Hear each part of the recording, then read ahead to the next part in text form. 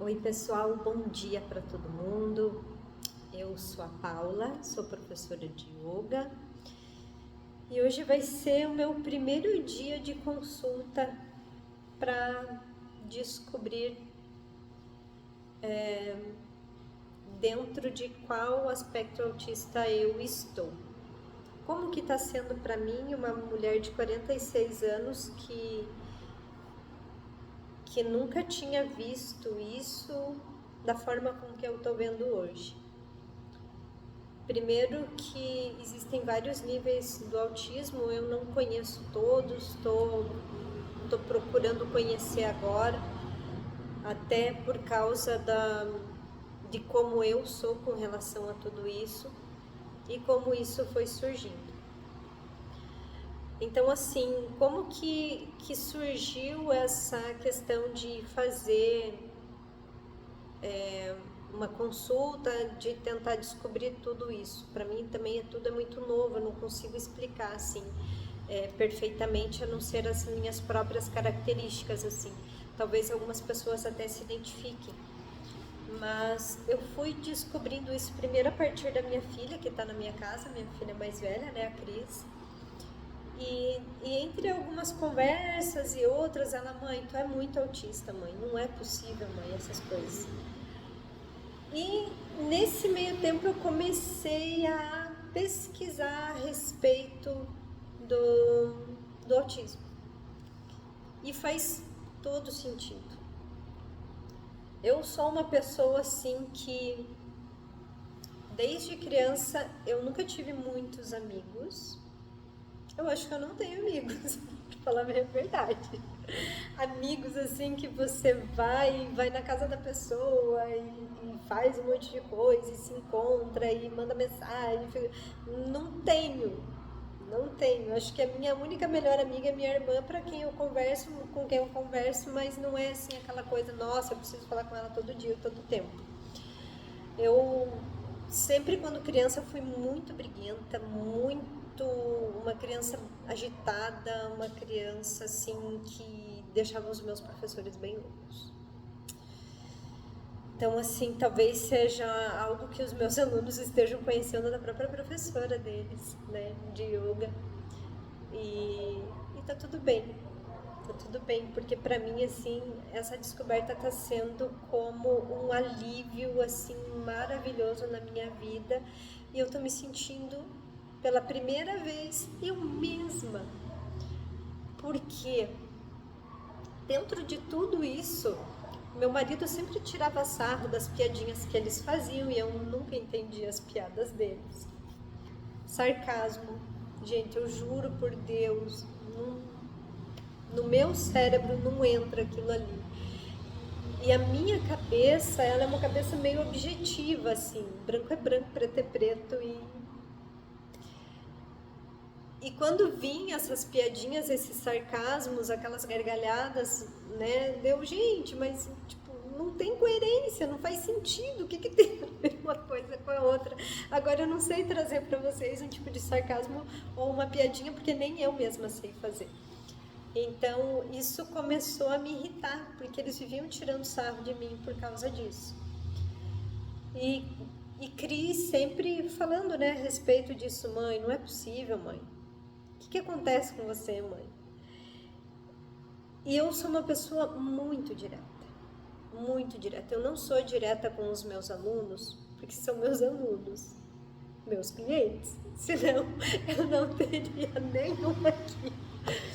Eu tô rindo, mas às vezes é um pouco desesperador, porque esse esforço mental que eu faço para poder não soltar esse lado meu, eu sempre, depois que eu saio daqui das aulas, eu preciso dormir. Para vocês terem uma ideia, eu preciso dormir. E eu até levei isso para minha terapeuta de Ayurveda, que eu achava que era algo emocional, que era muita carga energética por causa dos alunos, e no entanto não é. Não é. é pelo ambiente num modo geral, muitas pessoas, muita informação, e eu sou uma pessoa extremamente detalhista dentro do yoga. Eu sou chata dentro do yoga. Eu tenho uma aluna que ela fala assim para mim: Paula, se o meu dedo do pé tiver 1 milímetro fora, você vai falar. E eu olho tudo para ver se tá tudo certinho para Paula não falar nada. E a Paula vai lá e fala. E eu comecei a me controlar com relação a isso, mas é que yoga precisa estar muito alinhadinho, muito certinho. E se não está, tá errado. E isso acontece muito com os meus amigos que postam as coisas no Instagram, e eu vejo que a postura está errada, eu vejo que o aluno dele está numa postura errada, e aquilo me deixa louca da vida. Eu já segurei o meu dedo várias vezes para não mandar mensagem pro meu amiguinho, falar: ô fulaninho, tá errado, amigo. Paula, calma, não tem nada a ver com você, esse problema não é teu, esse problema é do seu amiguinho, deixa o seu amiguinho. Então, essa forma de controle total que eu tento ter ali com relação às coisas, me esgota fisicamente e mentalmente. E quando me esgota assim, eu tenho enxaqueca, a minha cabeça, ela parece que começa a inchar, gente. Eu pareço aqueles balão assim, que começa a inchar minha cabeça e eu preciso deitar e eu preciso dormir. E geralmente quando eu deito e durmo, dá mais ou menos 1h30, 2 horas, para eu me recuperar bem e voltar à minha atividade normal. Isso acontece mais ou menos 2 vezes na semana. A quarta e a quinta-feira para mim de trabalho são os piores dias. Quarta-feira à noite e quinta-feira de manhã, assim, eu tô num estado lastimável. Na quinta-feira eu chego em casa direto na minha cama, eu coloco uma meditação de 45 minutos e eu faço essa meditação e eu saio dela assim, outra pessoa. É bastante tempo de meditação, mas pra mim, assim, se ela fosse 1h30, eu ficaria ali 1h30, porque ela me renova de uma forma, assim, absurda. Então, eu fui descobrindo dentro dessas pequenas características, a forma de tratar as pessoas, a forma com que eu sou, de falar papuf na cara, assim. E eu não falo com o intuito de ofender e de magoar, mas é que simplesmente sai. Vou até trazer um exemplo para vocês. E nem a pessoa vem e fala: porque eu vou sair do meu trabalho, porque o meu trabalho é caótico, porque é isso, porque é aquilo, porque fulano faz isso, porque o fulano faz aquilo. Gente, pelo amor de Deus, qual trabalho que a gente tem paz? Qual trabalho que não vai ter aquela peste daquele colega, aquela peste daquele chefe, que não vai ficar perturbando a gente? Qual trabalho que não vai ter fofoca? Qual trabalho que não vai ter um patrão que é ignorante, que ele tá ali já há 500 anos fazendo aquele negócio, aquele processo e poderia melhorar, mas ele não vai mudar, e às vezes a pessoa quer mudar, ela muda, e daí eu pego e falo: gente, você acha que isso vai mudar? Isso não vai mudar. Você só vai trocar 6 por meia dúzia, um problema por outro problema. Então eu sou bem coerente ali com relação às coisas. A pessoa vem e fala: eu tô com dor nas costas. O que você tá fazendo?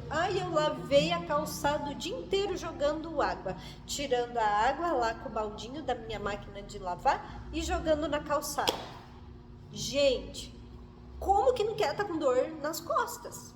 É um negócio assim que não faz sentido. Não quer dor nas costas? Não faz, usa mangueira. Não precisa se matar desse jeito. Então, assim, são coisas meio óbvias. Então, essa coisa óbvia, para mim, assim, é difícil de segurar. É mais difícil entre a família. No meu trabalho, eu seguro bastante. E eu acredito que é isso que faz com que eu fique mais cansada. Porque eu preciso pensar muito rápido para poder dar uma resposta. Não fala assim, tem que falar dessa forma, teu tom de voz tem que estar assim. Então eu estou o tempo todo em estado de alerta na minha mente para falar, para responder. Às vezes também em casa acontece isso, para não magoar tanto, né, a pessoa. Então acaba acontecendo isso. E isso veio surgindo como um alívio para mim, porque não é algo assim, porque as pessoas falaram, nossa, você é intolerante, você é muito chata, porque ninguém pode falar nada para você que você está criticando, que você está falando mal, que você não entende. Não é isso, gente. Não é. Não estou falando mal, não soa como uma crítica. Eu só simplesmente eu vejo as coisas de uma forma diferente, uma forma com um pouquinho mais de coerência. Não que a pessoa não tenha coerência das coisas, mas o meu raciocínio, ele acaba sendo diferente das pessoas. É como se eu pudesse estar dentro de um cenário e eu conseguisse captar tudo que tem ao meu redor em questões de segundos. Eu sou assim. Eu posso ter uma aula com 100 alunos. Eu bato o olho em cada um, eu vejo tudo o que está acontecendo. Tudo. A perna, o pé, o dedo, a cara, a forma com que a pessoa, a expressão facial da pessoa, isso me fala muito. Se tá bem, se ela não tá, se tá desconfortável, se não tá, se ela tá gostando da aula, se ela não tá, se ela tá atenta, se ela não tá. E isso vai me desgastando energeticamente e fisicamente, e assim, isso foi me consumindo de uma forma muito grande. E quando eu procurei e passei esses relatos para a psiquiatra, ela falou assim, Paula, você tem indicação, vou passar para você. E hoje é meu primeiro dia de consulta para saber em qual nível do aspecto autista eu estou. Entre esse, não sei se é um distúrbio, o que é, né? Eu vou descobrir hoje muita coisa, formas de falar, nomenclaturas, para mim está sendo tudo muito novo, mas vai ser uma forma de falar assim, essa é a Paula. Me encontrar. É como se eu tivesse o tempo todo mentindo quem eu sou para poder caber dentro dos espaços. Por isso eu gosto tanto de ficar sozinha. Eu às vezes saio tomar café sozinha. Eu gosto de tomar um café sozinha numa confeitaria. Eu gosto de almoçar sozinha num restaurante, eu sentar e me curtir. Por isso que muitas vezes eu passava algumas coisas assim para vocês, sempre foi relacionado a mim, né? Todos os vídeos que eu sempre postei, sempre foram relacionados a mim, as minhas características, né? Como eu sou. E eu gosto dessa solitude, eu gosto da minha casa vazia, eu gosto da paz. E em lugares que tem som alto, gente, é para acabar comigo, lugares que tem som alto. Para mim é a mesma coisa que tá dentro do inferno. Eu não sei como é que é o inferno, mas para mim é isso, sabe? Casamento, onde tem muito barulho, muita gente, muita agitação, aqueles barulhos, aqueles flashes de luz quando o pessoal vai dançar e tal. Eu sou a primeira a sair da festa. Sou a primeira a ir embora. Meu marido fica puto da vida porque a gente gasta horrores para ir num casamento. E eu toda empolgada, toda feliz. Chego lá, termino a cerimônia, às vezes na igreja, que a gente vai pro lugar, não dá 1 hora eu já quero ir embora. A minha cabeça assim, ó, começa a fervilhar. E eu faço um esforço sobrenatural para poder ficar no lugar por causa do marido, da filha, do filho, e enfim, das pessoas que estão ali. Aquele social que a gente tem que fazer. Então eu sou uma pessoa assim que eu me considero até meio antissocial, né? Meio antissocial no sentido assim, entre sair, fazer uma coisa e ficar em paz, eu prefiro ficar em paz. Eu gosto de lugares mais calmos. Eu não gosto de lugares agitados, eu não gosto de barulho. Meu estúdio, ele fica numa esquina que é super barulhenta, é um inferno para mim. Às vezes eu pergunto para os alunos, o barulho incomoda vocês? Não, nem ouvi nada, só fiz yoga. E eu ali dando a prática para eles, me concentrando e aquele barulho entrando que parecia que o carro, a moto entrava dentro do meu ouvido, assim. E para me deixar louca mesmo. Eu até brinco com meu marido que eu queria que tivesse um cara em cima da laje aqui do estúdio, para quando passar aquelas motos barulhentas, aqueles carros barulhentos, ele soltar um míssil e explodir aquilo ali, porque é horrível esses barulhos, é horrível. E pensando em tudo isso, eu comecei a me colocar no lugar de pessoas que têm um aspecto autista muito maior. O quanto as pessoas não entendem que existem várias coisas que fazem mal para elas. Muitas vezes elas gritam pelo barulho, pela luz, pelo cheiro. Gente, cheiro. Quando eu descobri, eu não sou muito de usar perfume porque eu não gosto muito, os perfumes me deixam enjoada. Eu sou uma pessoa que quando eu abraço as pessoas, eu fico com o cheiro da pessoa grudada no meu corpo e aquele cheiro da pessoa me irrita, assim, que, nossa, eu fico horas com aquele cheiro da pessoa, sabe? Material de limpeza, elevador, quando eu vou pegar o elevador que tem aquele cheiro de perfume fortíssimo, ainda mais aqueles perfume doce, que, meu Deus do céu, eu fico, assim, extremamente sufocada com aquilo ali. Isso é também uma das características de pessoas que têm autismo. Cheiro. Meu marido fala, você é um cão farejador, porque não é possível. Tem um negócio, eu tô sentindo cheiro disso, aquilo. E durante a gravidez da Isabel ainda foi pior, porque eu tive enjoo das minhas 2 gravidez, desde o começo da gravidez até o 6º mês, mais ou menos, eu tive enjoo. E foi um negócio assim horrível. E eu tenho muita sensibilidade a isso, a cheiros e a som, a iluminação. Meu estúdio é bem claro, me incomoda às vezes. À noite a gente faz aula com a luz apagada, só com uma luz de LED no tablado onde eu dou aula, porque como eu sou pequenininha, as pessoas do fundo às vezes não conseguem enxergar.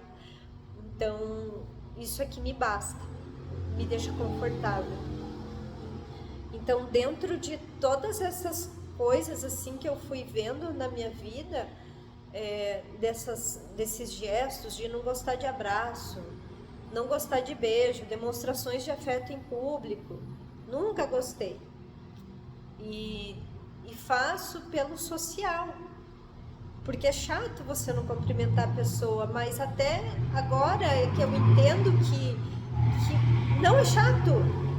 Eu não preciso me esforçar mais para fazer uma coisa da qual eu não quero, da qual eu não vai mais, sabe? Então, descobrir tudo isso está sendo um alívio para mim. Esse alívio está sendo grande. Até o último curso que eu fui do Padma, na Montanha Encantada, foi um curso em que eu não participei de nenhuma dos encontros da noite, do último encontro nosso. E foram encontros lindíssimos à noite. Eu não participei de nenhum deles. Eu participei de todos que eram no período do dia e da tarde. Quando era depois do jantar, esses encontros eu não participava de nada. Porque eu estava assim com a minha mente exaurida. Eu não aguentava mais ficar ali. E eu achava que aquilo ali era tudo emocional. Eu achava que aquilo ali era tudo energético, da energia das pessoas, e tudo que estava sendo criado ali dentro daquela situação, e no entanto não era. Eu estava muito sobrecarregada de informações, de cenário, de coisas. Agora falando com vocês, eu também lembro de mais uma situação. Eu sempre passo muito mal em viagem. Eu amo viajar, eu amo sair de férias, eu adoro passear, eu adoro pegar a estrada com meu marido.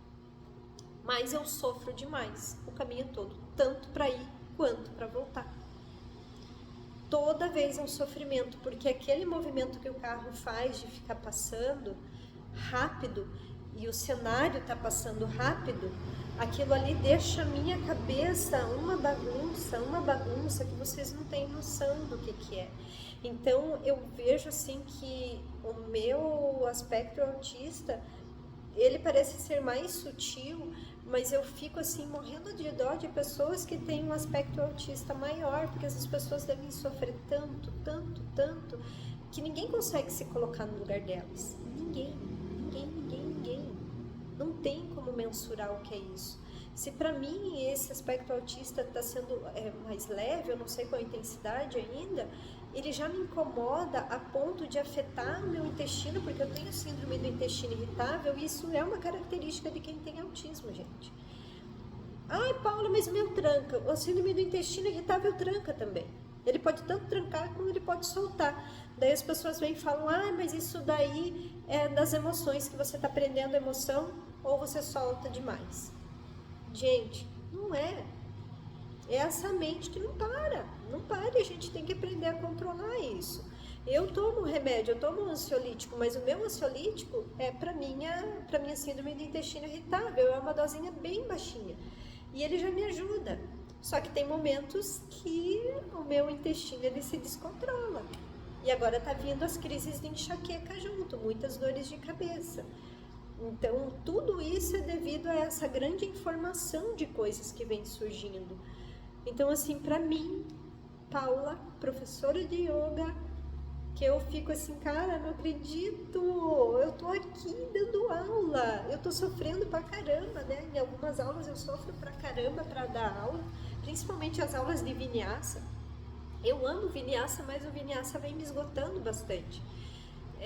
Que é muita coisa para pensar e é um negócio mais rápido, ele me agita um pouco mais, né? Eu gosto dessa prática, mas é uma prática que eu estou diminuindo. Eu estou encontrando dentro do Vinyasa uma forma diferente de aplicar a aula. Uma forma assim, onde tem aquele movimento entre as posturas, né? Que as posturas se conectam dentro do Vinyasa, mas com um pouco mais de leveza, né? Sem trazer tanto esforço, porque eu hoje com 46 anos estou me identificando com o autismo, mas eu posso ter outros alunos que são assim e nem sabem. Então essa descoberta está sendo impressionante assim para mim. E eu vou falar uma coisa assim para vocês que é muito, muito importante. Eu não vi o quanto o yoga me ajudou nesse movimento. Eu nunca imaginei que eu iria descobrir dentro do yoga o quanto ele me ajudou como aspecto autista a me controlar. Se não fosse ele, eu estaria numa situação muito pior. Eu era uma pessoa extremamente insuportável.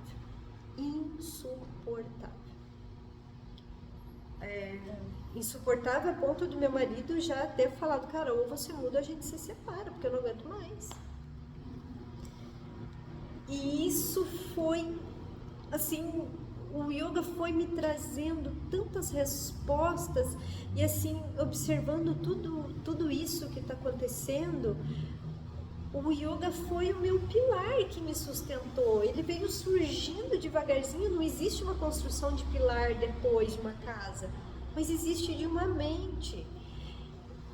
E ele veio me ajudando de tal forma que eu consegui ter uma vida mais leve, ter uma vida mais equilibrada por conta do yoga, por conta dos pranayamas, por conta da prática que eu tenho que estar aqui, nesse tapetinho, no momento presente, sentindo cada dedo da minha mão no chão, cada falangezinha, sentindo como que essa energia da prática passa pelo meu corpo e me desligar de tudo que está ao meu redor. Não é fácil. Não é fácil porque até para fazer a prática do yoga tem essa questão de será que está certo, será que está errado?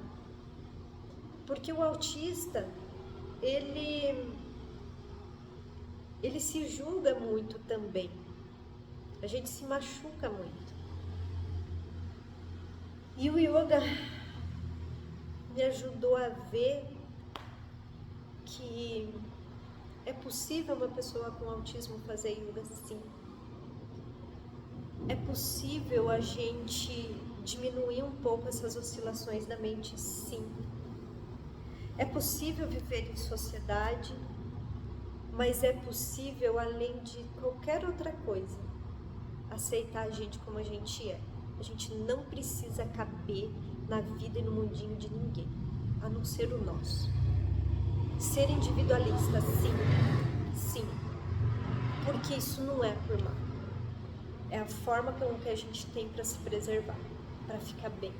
Porque a nossa mente já é tão bagunçada de tanta coisa, tanta informação, injustiças que acontecem, coisas que acontecem que o autista não gosta. O autista é muito sensível a isso. E eu fui uma criança assim que eu sofri muito agressão física do meu pai, eu vi muita agressão do meu pai com a minha mãe, então isso me fez ver que o quanto foi sofrido. E todos os momentos, agora falando com vocês, relembrar desses momentos onde eu tive mais picos de agressividade na minha vida.